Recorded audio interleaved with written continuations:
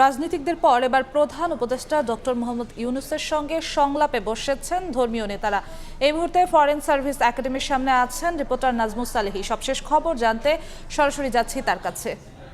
সালেহী, 4:10 প্রধান উপদেষ্টা doctor Mohammad Yunus foreign service একাডেমিতে এসেছেন এবং তিনি আজকের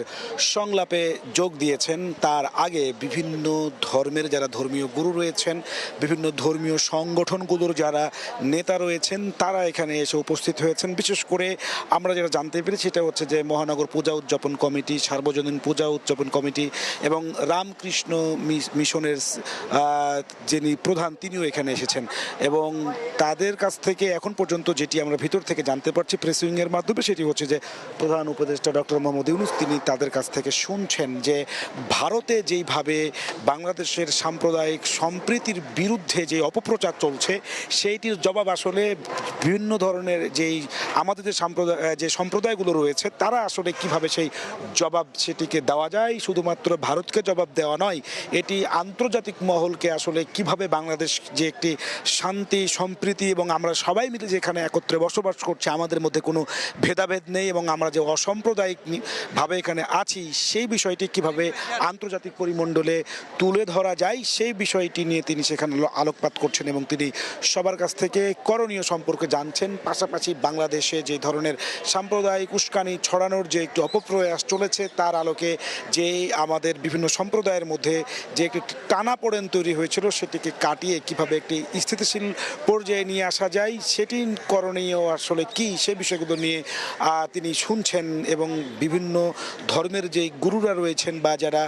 রয়েছেন এখানে যারা এসেছেন নেতারা, তারা আসলে সেই বিষয়গুলো প্রফেসর ডক্টর মোহাম্মদ ইউনূসকে বলছেন এবং তিনি সেগুলো নোট নিচ্ছেন এবং তার আলোকে কিভাবে একটি শান্তিপূর্ণ বাংলাদেশ প্রতিষ্ঠা করা যায় বা গড়া যায়, সবাই মিলে একসঙ্গে বসবাসের পরিবেশ তৈরি হয়, সেটিকে তিনি হচ্ছে যে গুরুত্ব দিয়ে তাদের কথাগুলো শুনছেন। বিশেষ করে যদি বলি এখানে